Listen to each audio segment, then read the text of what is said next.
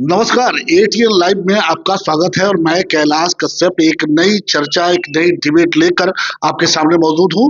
अभी हमारे साथ भारतीय जनता पार्टी के सिवान जिला के अध्यक्ष राहुल तिवारी जी मौजूद हैं और इनसे कुछ सवालों पे हम बातचीत करेंगे कि आखिर भारतीय जनता पार्टी में सिवान इकाई में इधर के कुछ दिनों से देखा जाए तो उथल पुथल मचा हुआ है।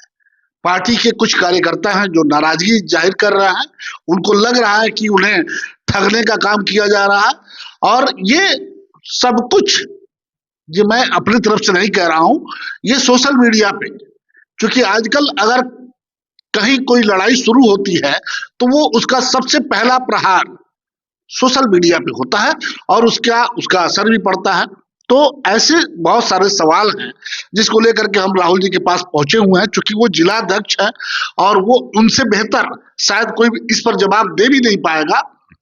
तो राहुल जी, आपने देखा कि इधर कुछ दिनों से सिवान बीजेपी में कुछ खलबली सी मची हुई है, क्या वजह है?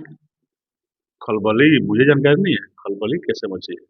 भाजपा एक परिवार है और परिवार में थोड़ी नाराजगी होती है तो उसको हम लोग निपटा लेंगे। और जहां तक सिवान भाजपा की बात है तो सिवान भाजपा ने प्रारंभ काल से ही संघर्ष किया और हमारे सभी लोग संघर्ष के साथी हैं। तो ऐसी कोई बात नहीं है, सब लोग एकजुट होकर राष्ट्रीय जनतांत्रिक गठबंधन की सरकार बनाने में लगे हैं 2025 में। अभी तुरंत ताजा, वो हमें लगता है कि शायद 24 घंटा भी नहीं बीता है अभी, सरोज सिंह राणा, एक चर्चित नाम है आपकी पार्टी का, उन्होंने नाराजगी जाहिर की है। हालांकि अभी ताजा खबर ये भी मिल रही है कि वो फिर आपने उन्हें किसी पद से सम्मानित किया है और वो बड़े खुश हैं, लेकिन उनकी नाराजगी लगभग 2-3 दिनों से सोशल मीडिया पे लगातार दिखाई दे रही थी। एक दो नाम और हैं, जैसे कि आपको स्वर्गीय राजदेव रंजन की पत्नी, उन्होंने कहा कि आपने देखा भी होगा कि वो बोली कि भाई बीजेपी को जब जब चुनाव आता है तब तब बीजेपी को जो शहीद लोग हुए हैं, जो उनको उनके नाम पे ये लोग आगे करते हैं और उसका इस्तेमाल करके चुनाव जीतते हैं और उसके बाद उसके परिवार को छोड़ दिया जाता है। सत्यम भारती ने उससे भी बढ़ के एक आरोप लगा दिया कि उसके पिता की जो हत्या हुई थी, उसके हत्यारे को बचाने के लिए पार्टी के एक बड़े, हालांकि उन्होंने नाम नहीं बताया, लेकिन ये कहा कि बड़े लीडर उसके पैरवी कर रहे थे। ये सारी बातें आपको नहीं लगता कि इससे, अगर ये सोशल मीडिया पे इसकी चर्चा हो तो कहीं ना कहीं पार्टी के लिए अच्छा संकेत नहीं? नहीं, जैसे आपने अभी कहा कि सरोज सिंह राणा जी को अभी आपने पद दिया। भारतीय जनता पार्टी का एक एक कार्यकर्ता ये जानता है कि भारतीय जनता पार्टी में पद नहीं, दायित्व तो होता है। ये प्रतिष्ठा नहीं है, मैं जिला अध्यक्ष, मेरी प्रतिष्ठा नहीं है, मेरी परीक्षा है और ये सम्मान नहीं, चुनौती है। तो हम लोग राष्ट्रवाद की भावना को लेकर, सबका साथ, सबका विकास, सबका विश्वास की भावना को लेकर भारतीय जनता पार्टी काम करती है। सरोज सिंह राणा जी हमारे सम्मानित नेता हैं, पार्टी के विभिन्न दायित्वों का निर्वहन किया। आज भाजपा कार्यालय आए भी थे, पार्टी के बैठकों में शामिल हुए। कुछ नाराजगी थी जिसे हम लोगों ने मिलकर दूर कर लिया है। अब हमारे साथ चलेंगे, राष्ट्रीय जनतांत्रिक गठबंधन की सरकार बनाने में कोई कसर नहीं छोड़ेंगे। आज उन्हें कोई नया पद दिया गया है? फिर मैंने कहा कि पद नहीं, दायित्व तो दिया गया। अच्छा, तो वो दायित्व बता दे कि क्या दायित्व आज उन्हें सौंपा गया? नहीं, पहले भी वो जिला महामंत्री रहे, जिला के उपाध्यक्ष रहे। अभी हमने दायित्व तो नहीं दिया। बिहार प्रदेश भारतीय जनता पार्टी ने यहाँ पर 9 ऐसे कार्यकर्ता जिन्होंने पार्टी में पूर्व में भी कार्य किया है, अपने शंभू प्रसाद गुप्ता जी, शर्मानंद राम जी, अपने अनंत सोहनी जी, पूनम गिरी जी, प्रदीप कुमार रोज जी, सरोज सिंह राणा जी, प्रेम कुमार माझी जी, अपने शंभू गुप्ता जी भी अपने वरिष्ठ नेता हैं। ऐसे सुभाष चौहान जी, सुभाष सिंह कुशवाहा जी, ऐसे 9 कार्यकर्ता को बिहार प्रदेश कार्य समिति का सदस्य बनाया है। जैसा कि आपने देखा कि राहुल तिवारी जी से हम अभी बातचीत कर रहे हैं कि पार्टी में, सिवान बीजेपी में जो थोड़ी बहुत अंदरूनी बातें जो हैं, जो पार्टी के फोरम पे बैठ के बातें होनी चाहिए थी, वो सोशल मीडिया पे हो रही है। और जो कार्यकर्ता है वो थोड़ा क्षुब्ध है, जिसको लेकर के हम राहुल तिवारी जी के पास पहुंचे हुए थे। राहुल जी, क्या लग रहा है कि ये जिस तरह से अभी लगातार कई लोग जो वो थोड़ा सा पार्टी से नाराज हैं, नाराजगी दिखा रहे हैं, क्या ऐसा नहीं लगता कि चूंकि 2 महीने के बाद चुनाव होने वाले हैं, इसका सीधा असर चुनाव पे पड़ेगा? कोई असर नहीं पड़ेगा। जो नाराज है वो मान गए हैं। कुछ कतिपय कारण से कुछ नाराजगी होती है, परिवार है, परिवार में तो होता है। सभी लोग से बात हो गई है और हम लोग सभी लोग भारतीय जनता पार्टी को हम लोग मानते हैं एक परिवार की तरह, और परिवार में सब लोग एक साथ हैं और हम लोग 2025 की तैयारी में लगे। तो जैसे सरोज सिंह राणा की बात हो रही थी, उन्हें एक नया जिम्मेवारी पद भी मिला और जिम्मेवारी भी मिली, तो अगर इसी तरीके से, क्या यही फार्मूला है कि भाई पार्टी का विरोध कर दो या पार्टी के कुछ नेताओं का विरोध करो फिर पद मिल जाएगा? क्या बीजेपी में यही फार्मूला है? नहीं, तो ये बताइए कि सरोज सिंह राणा तो व्यक्ति एक हैं, लेकिन 9 कार्यकर्ताओं को जिम्मेवारी मिली। शंभू प्रसाद गुप्ता जी को भी मिली, प्रेम कुमार माझी जी को भी मिली, अनंत सहनी को भी मिला, शर्मानंद राम जी को मिला। ऐसे 9 कार्यकर्ता, प्रदीप कुमार रोज अपने पुराने कार्यकर्ता, इन सभी को जिम्मेवारी मिली है। कोई फार्मूला तय नहीं है। पार्टी जो भी छोटी बड़ी जिम्मेवारी अपने कार्यकर्ताओं को देती है, उसे हम लोग निर्वहन करने का पूरा प्रयास करते हैं। तो आपको नहीं लगता कि ये सोशल मीडिया पे जिस तरह से बातें आ रही हैं गलत है? ये गलत तरीके से पार्टी के कार्यकर्ता सोशल मीडिया पे अपनी बात को रख रहे हैं? नहीं, जैसे सोशल जो भारतीय जनता पार्टी का जो कार्यकर्ता होगा, जो भारतीय जनता पार्टी को अपनी मां मानता होगा और जो भाजपा के विचारों से पूर्ण तरह सहमत होगा, वो भाजपा की बात भाजपा के परिवार में करेगा, ना कि सोशल मीडिया में। मुझे भी कई बातों का दुख लगता है, हमारे अन्य कार्यकर्ताओं को भी दुख लगता है, तो हम लोग परिवार में बात करते हैं कि ऐसा बात है, ऐसा होना चाहिए, ये सुझाव है, ऐसा होना चाहिए, ना कि सोशल मीडिया पर। क्योंकि भाजपा कमजोर होगी तो देश कमजोर होगा और राष्ट्र विरोधी ताकतें यहाँ मजबूत होगी। तो भाजपा को मजबूत करने के लिए हम सभी को अपने परिवार में ही बात रखनी चाहिए। कुल मिला के आप ये कह रहे हैं कि ऐसी बातों का चुनाव पे कोई असर नहीं पड़ेगा? नहीं, तो असर पड़ने का प्रश्न कहाँ है? कोई प्रश्न नहीं है। भारतीय जनता पार्टी एक सूत्र में बंधकर राष्ट्रीय जनतांत्रिक गठबंधन के नेतृत्व में, नीतीश कुमार जी के नेतृत्व में 225 फिर से नीतीश 2025 के नारे से हम लोग बिहार में चुनाव जीतेंगे। अच्छा, राहुल जी, एक खबर अभी आ रही है कि चुनाव आयोग ने वो रद्द कर दिया है कि जितने वोटर लिस्ट है जिसके आधार पे वो चुनाव होना संपन्न होता, उस पूरे वोटर लिस्ट को चुनाव आयोग ने सिरे से नकार दिया है कि नहीं, इस पे बात नहीं होगी। अब नए सिरे से वोटर लिस्ट बनाए जाएंगे और उसमें आपको कई चीजों का ये दिया गया है कि वो दिखाने के बाद ही उसमें आपका वोटर लिस्ट में नाम जाएगा। तो अब जबकि 2-2.5 महीने का वक्त बचा हुआ है और चुनाव आयोग इस तरह से बात कर रहा है, विपक्ष ये कह रहा है कि भाई मोदी जी डरे हुए हैं और इसीलिए वो चुनाव आयोग का सहारा लेकर के वो बिहार में चुनाव नहीं करवाना चाहते हैं। इसमें कितनी सच्चाई है? मोदी डरे नहीं है, डरा विपक्ष है, डरा महागठबंधन है। मोदी जी तो साफ शब्दों में कहते हैं कि मैं एक अति पिछड़ा का बेटा हूं और मैं कहता हूं सबका साथ सबका विकास। वो तो कई जगह पठान का बच्चा हो, फिर गंगा माँ ने मुझे बुलाया है, फिर वो तो कई जगह बहुत सारी बातें कहते हैं। नहीं, तो उनकी बातों पर भारत की 140 करोड़ जनता विश्वास रखती है जी। एक प्रधानमंत्री नोटबंदी करके दूसरी बार प्रधानमंत्री हो गए, लोग नोट बांटकर नेता बनते हैं और नोट बंद कर प्रधानमंत्री पर भरोसा है। नोटबंदी एक अलग मुद्दा है, हम जिस पे बात कर रहे थे कि क्या ये संभव है कि नया वोटर लिस्ट बने 2 महीने के अंदर और चुनाव संपन्न हो। उस विषय पर मैं आऊंगा। अभी बोले कि विपक्ष आरोप लगा रहा है, विपक्ष आरोप लगा रहा है कि मोदी जी डरे हुए हैं, क्योंकि एक सर्वे भी आया हुआ है, एक सर्वे एक चैनल के द्वारा वो आया हुआ है जिसमें एनडीए काफी पीछे दिखाई दे रहा है और महागठबंधन के जो नेता है वो काफी आगे उनको दिखाया जा रहा है। अभी उपचुनाव हुआ था, उसके पहले भी सर्वे आया था, बिहार की जनता ने उसका जवाब दिया।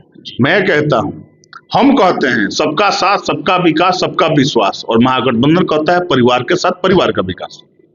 हम लोग बिहार के लिए हैं, देश के लिए। और ये कहना चाहता हूं, ये चुनाव आयोग जो है देश हित में फैसला करे।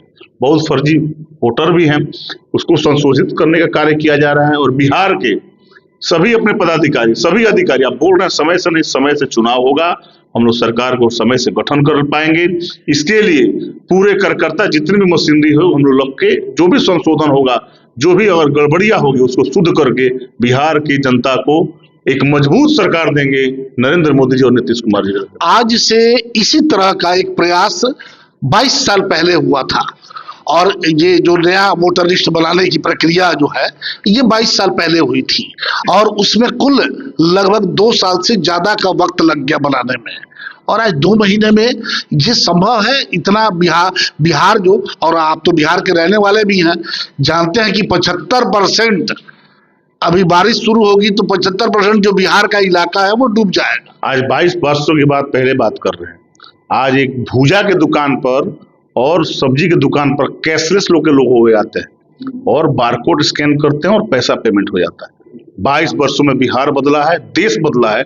डिजिटल इंडिया पर भरोसा है देश को, नरेंद्र मोदी जी पर भरोसा है देश को, और चुनाव आयोग इस मामले में कार्य कर रहा है। हम लोग चुनाव के पहले इसको पूरी तरह जो संशोधित है उसको पूरा कर लेंगे। चुनाव आयोग पर भरोसा है आपको? बिल्कुल भरोसा। चुनाव जीतने का नहीं, चुनाव जीतने का नहीं, बिहार की जनता का विश्वास जीतने का और देश की जनता का विश्वास जीतने का। ईमानदार सरकार काम कर रही है, सुशासन के साथ संकल्प, सुशासन के साथ विकास, क्राइम, करप्शन, कम्युनिज्म से जो नारा नीतीश कुमार ने दिया है उसको साकार करेंगे और 2025 में नीतीश कुमार जी के नेतृत्व में चुनाव जीतेंगे। क्या मुद्दा होगा इस बार चुनाव में?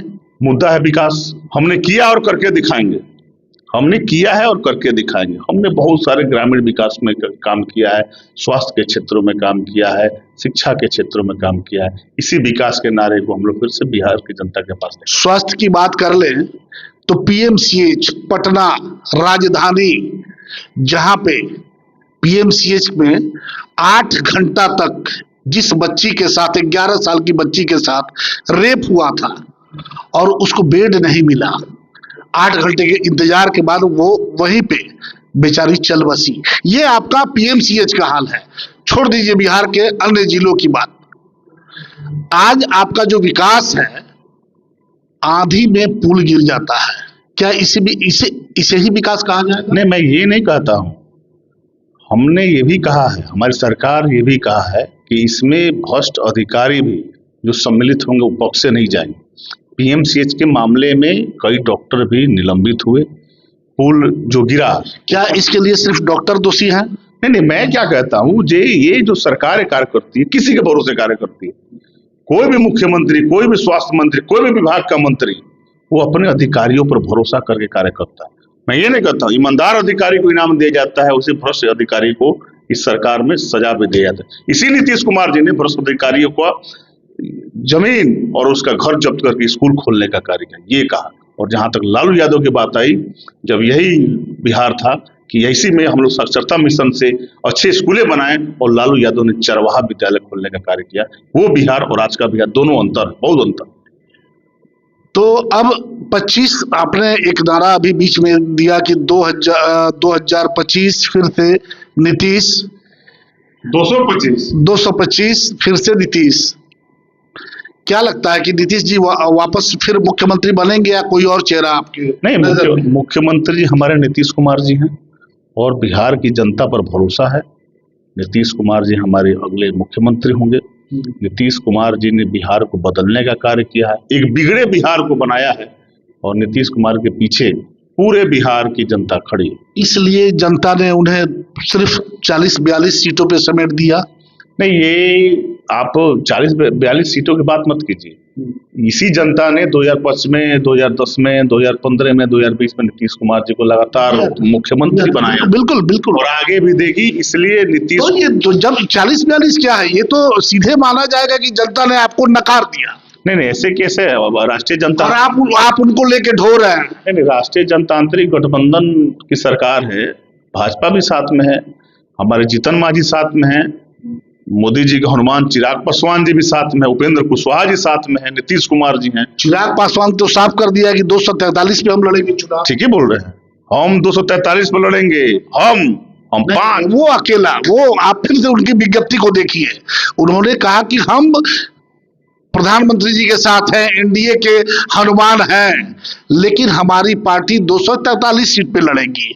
क्या पर्दे के पीछे से नीतीश कुमार को समाप्त करने के लिए बीजेपी फिर से चिराग का सहारा ले? चिराग पासवान जी ने कहा कि हमारी पार्टी, हम अकेले नहीं कहा, हम 243 पे। आज मैं भी कहता हूं कि हमें 5 पांडव लड़ेंगे 243। ये तो वक्त बताएगा, एकदम बिल्कुल, हाँ वक्त बताएगा। लड़ेंगे और मोदी जी का जो विकास है, नीतीश कुमार जी का संकल्प है, उसको साकार करेंगे बिहार। चलिए, आपने देखा कि अभी राहुल तिवारी जी से बात हो रही थी। हम यहाँ आए थे जो भारतीय जनता पार्टी के सिवान इकाई में जो थोड़ी बहुत उथल पुथल मची हुई थी, उसको लेकर के पिछले 2-3 दिनों से इनके एक बड़े नेता सरोज सिंह राणा, जो लगातार हमें लगता है कि शायद हर घंटे में एक मीडिया में उनका बयान आ रहा था, और वो सब कुछ खुल करके वो मीडिया के सामने सोशल मीडिया पे अपनी बात को रख रहे थे, और इसका इनाम भी मिला। आज उन्हें एक बड़ी जिम्मेदारी दी गई है, राज्य में उन्हें भेज दिया गया है। तो हमें लगता है कि शायद आने वाले समय में जो कार्यकर्ता हैं बीजेपी के, जिनके मन में कुछ महत्वाकांक्षा है कि वो भी उस पद को सुशोभित करें, तो ये हमें लगता है कि राणा जी ने एक बड़ा अच्छा रास्ता दिखा दिया है। अब देखना ये है कि ये 2025 का जो चुनाव है, जिस तरह से राहुल जी ने कहा कि इस बार 2025 फिर से नीतीश, हालांकि नीतीश जी को तो जनता ने नकार दिया है, लेकिन अब 2025 के चुनाव में बिहार की जनता किस करवट, ये चुनाव का जो ऊंट है वो किस करवट बैठता है, ये तो थोड़ा सा इंतजार करना होगा। लेकिन जिस तरह से चुनाव आयोग ने आज एक तरफा फैसला किया है, हालांकि इस फैसले पे थोड़ी अभी शंका है कि आने वाले समय में हो सकता है कि ये मामला कोर्ट तक चला जाए, क्योंकि विपक्ष जो महाराष्ट्र में या और भी कई जगह पे वहां जो खेला हुआ, वो बिहार में हमें नहीं लगता कि बिहार में वो खेला हो पाएगा, क्योंकि बिहार जब देश में लोकतंत्र जागा है, ये बिहार की मिट्टी है, ये बिहार का वो इलाका है जहां से लोकतंत्र मजबूत हुआ है और भारत मजबूत हुआ है। तो खैर थोड़ा सा हमें इंतजार करना होगा कि क्या चुनाव आयोग अपने फैसले पे अडिग रहता है या इसमें कहीं कोई और बात होती है।